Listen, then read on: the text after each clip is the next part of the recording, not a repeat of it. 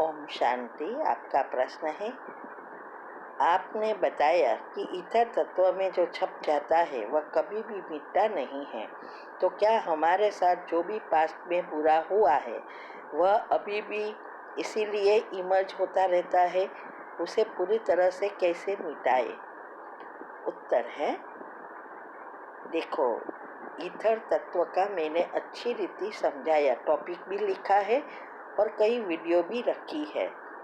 Ether तत्व एक ऐसा तत्व है जिसमें कोई भी चीज़ डिलीट नहीं होती, और यही तो ड्रामा है। ये बात मैंने समझाई है। अभी ये जो आपके साथ जो बुरा हुआ है वो आपने ही ढूंढा है। अगर अभी भी आप उसको भूलेंगे नहीं और ही आप ईथर तत्व से खींचकर प्रैक्टिकल करेंगे। देखो, ड्रामा तब यूज करना है जब आप चाहते हुए भी सुधार नहीं सकते, लेकिन अभी आपके हाथ में है। जब तक आपने एक्ट नहीं किया है तब तक आपके हाथ में है कि क्या सोचकर क्या नूंदना है। तो ये आपको मैंने जो भी विधि बताई है वो विधि अनुसार आप करेंगे, तभी आपकी सब फाइलें यहाँ से डिलीट होगी। वरना यही चीज़ें जो पिछला हुआ वो तो फिक्स हुआ, लेकिन नया भी आप वही चीज़ें फिक्स कर रही हो। इसीलिए अभी जो भी नहीं आपने सोचा है वो आपके हाथ में है, लेकिन जो नहीं जो सोच लिया है वो आपके हाथ में नहीं है। इसीलिए आपको एक ही चीज़ करनी है, विधि अपनाकर अवस्था बनानी है। तो नया जो भी आप भरेंगे वही होगा, और कभी भी ईथर तत्व से पूरी तरह से नहीं मिटा सकते। सिर्फ अभी आपके 4 फुट के जो सूक्ष्म शरीर है उसमें से आपको निकाल कर ईथर में भेज देना है, विलीन कर देना है, और वो आप नहीं कर रहे हैं। आप बार बार वही बातों की चिंतन करके और नया जो भी आप भर रहे हैं वो और ही बुरा कर रहे हैं, ब्याज बढ़ा रहे हैं। इसीलिए ईथर तत्व से मिटेगा नहीं, वो तो समय और स्थल के साथ ही आएगा, और अभी आपको सूक्ष्म से मिटाना है। ऑटोमेटिक ईथर में नया नहीं जाएगा। ठीक है? ओम शांति।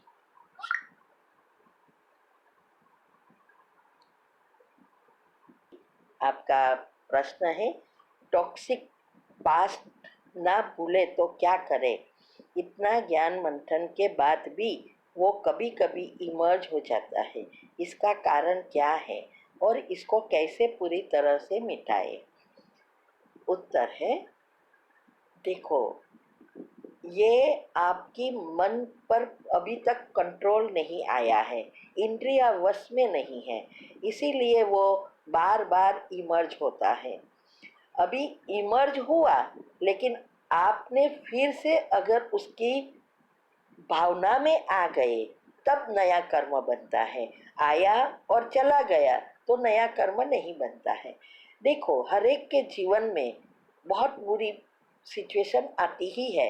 कोई ऐसा व्यक्ति नहीं है कि जिसके जीवन एकदम अच्छी रीति जाता हो। चाहे कितना भी आध्यात्मिकता में आगे है, चाहे कितने भी पैसा है, सब सुविधा है, फिर भी कोई ना कोई दुख होता ही है। तो ये इसको मिटाना वही तो पुरुषार्थ है। तो इसीलिए आप क्या कर रहे हो, वही बात बार बार चिंतन कर रहे हो, प्रश्न पूछ रहे हो, लेकिन एक्शन कुछ नहीं ले रहे हो। किसने कहा कि इतना ज्ञान मंथन के बाद आप क्या ज्ञान मंथन अगर करते होते तो इतना ये बढ़ता ही नहीं होता। आप विधि कुछ नहीं कर रहे हो, इसीलिए ये बढ़ता जा रहा है। तो जो मैंने बताया है वो करो। देखो, हमारे जीवन में भी कई घटनाएं ऐसी हुई है जो नर्क से भी बुरी जिंदगी हो गई थी।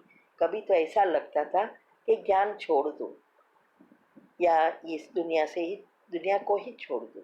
फिर भी हमारे पास ये ज्ञान रूपी हथियार था, ड्रामा का ज्ञान, कर्म की गति को ऐसा उपयोग कर कर के हमने परिवर्तन कर दिया। तो ऐसा नहीं है कि आपके जीवन में ही ये हो रहा है, सबके जीवन में होता है, लेकिन हर एक के पास अपनी अपनी शक्ति है और हम भगवान के बच्चे हैं, हमारे साथ स्वयं भगवान है। उसकी शक्ति अगर यूज करना नहीं आए तो किसका दोष। इसीलिए ये इमर्ज होवे, लेकिन उसको हावी नहीं होने दो। बाकी पूरी तरह से तो तभी निकलेगा जब आप ऊपर से एक सेकंड भी नेगेटिव बाहरी चीज़ें नहीं डालेंगे। आप बेटे के साथ रह रहे हो तो बेटा याद आ रहा है, बेटे ने किए प्रॉब्लम, आपको जो हैरान कर रहा है वो याद आ रहा है, तो ये होना ही है।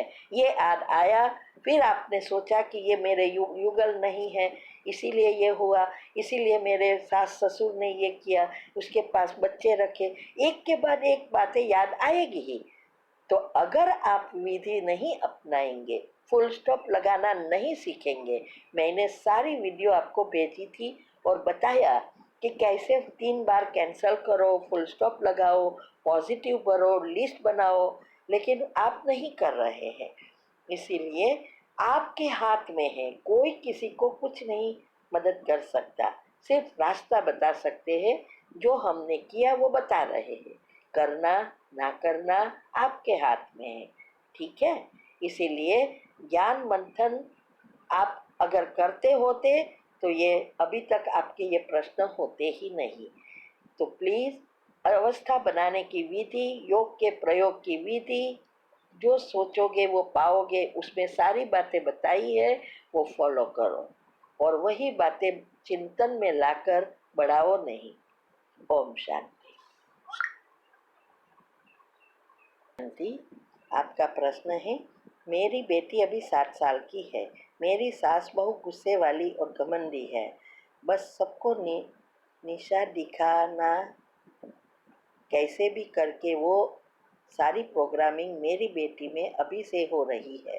कभी कभी मेरी बेटी उसके जैसा ही व्यवहार करती है, तो मैं मेरी बेटी को कैसे ये सारी बातों से बचाऊं।